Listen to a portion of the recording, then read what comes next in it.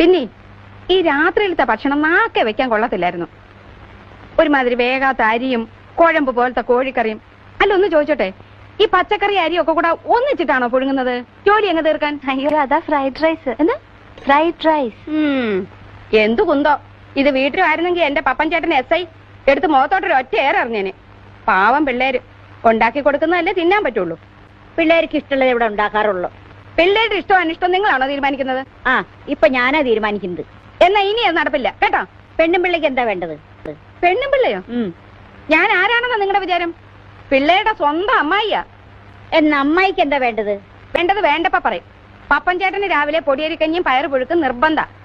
ഉച്ചയ്ക്ക് ഞങ്ങൾക്ക് രണ്ടാൾക്കും കോഴി ബിരിയാണി വേണം. അതിന്റെ കൂടെ നാരങ്ങ അച്ചാറ്, ഉള്ളി അരിഞ്ഞ് തൈരിലിട്ടത്, ചമ്മന്തി, പപ്പടം. എടി കാരേ, എന്താ അമ്മച്ചി? നിന്റെ കാര്യം ആലോചിക്കുമ്പോൾ അമ്മച്ചിക്ക് വിഷമം. എന്ത് വിഷമം? നിന്റെ കെട്ട് കഴിയുന്നതിന് മുമ്പ്